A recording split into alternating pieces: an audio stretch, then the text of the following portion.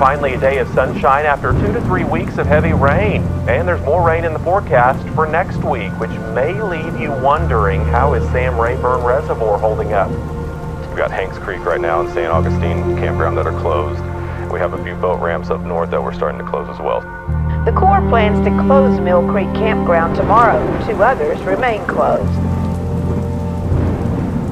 It wasn't until a call that I was able to have with the Army Corps of Engineers lake manager until we really just had full clarity on the situation. And we talked through some of the details, and we'll dive into that a little bit, but we are here to let you guys know that Lake Sam Rayburn, June 5th and 6th, is on. We are fishing the lake. It is going down on Sam Rayburn.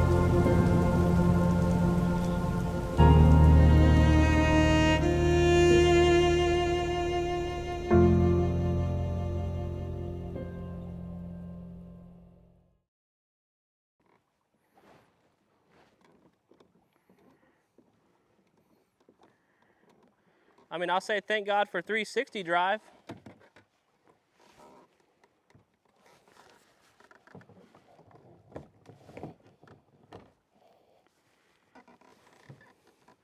It's looking pretty woodsy over there, sir. Well, I really don't have a very good idea of where I'm going. Can you not see the creek on the map? I don't have my unit on. Yeah, I can see it.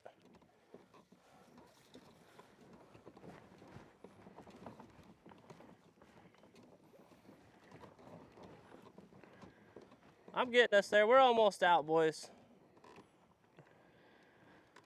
Just a couple more roadblocks. It's a big lay down here in the water. David, why don't you drive? Hey, lily pads, my favorite. How is this water significantly clearer than where we fished yesterday? No major creek feeds it. Well, I don't know. Maybe that's wrong.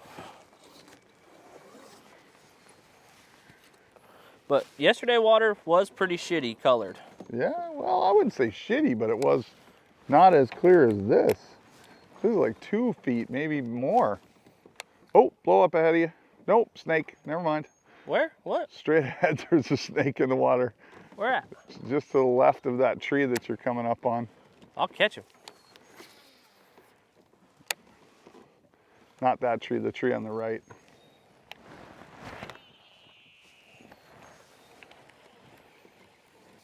Little largemouth. Not too bad. 12, 13 incher, maybe 14. But, yeah, 2 of them, 2 down. Starting to put it together.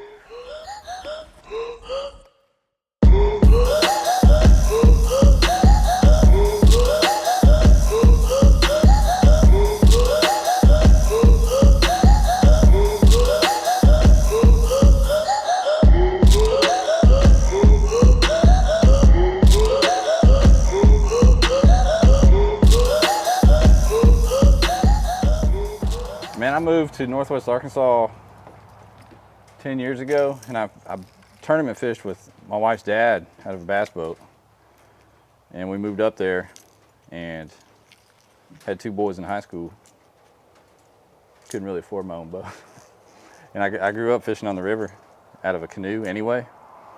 And social media or somewhere I saw kayak fishing was a thing. Just natural fit, and I jumped in kayaks. I guess it was 2011.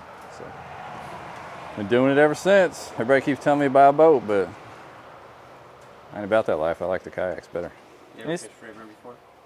No, this is a bucket list lake. I thought it was going to be all flooded out and muddy, but I didn't care. I've always wanted to come here, and I've been surprised. Water. Before you got here, what was going through your mind with everything that's going on today with the lake? Well, what I thought, because Beaver Lake, where I'm from, is flooded right now. So what I thought it was going to be like that and be muddy and blown out, but it wasn't. It's high, but it's like just a full bathtub. It's clear in most places. Been nice. The water's beautiful. Have you encountered any setbacks hold you on the water right now based on the water level, or is it fishing better than you thought? No, way better than I thought, for sure.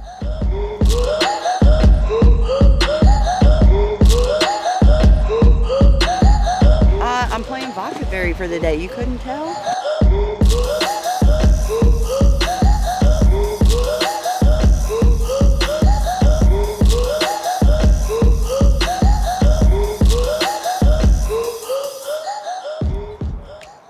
I actually started fishing in a kayak, but I started tournament fishing out of a boat, and I have a lot of experience fishing out of a kayak, not this type of rig. I didn't start that until whenever Seminole was this spring. Had one loaned to me. I've fished a couple online ones out of just a paddle kayak, but never a big one like this.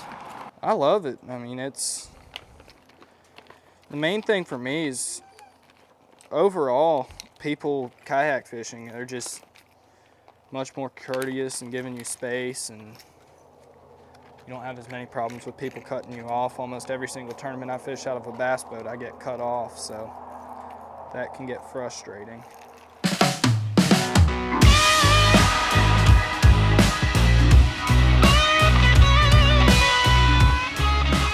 My name is Jeff Sherwood, and I am a Director of Resort Services at Taos Ski Valley in northern New Mexico, ski resort, all-season resort in northern New Mexico.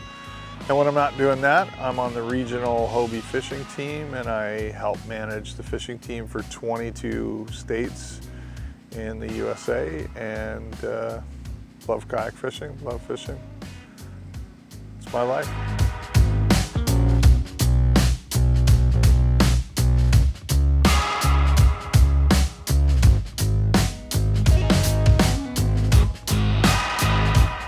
I got into kayak fishing kind of as a fluke. I moved to the Outer Banks in North Carolina, and I had already fallen in love with bass fishing, but in North Carolina there was very little bass fishing.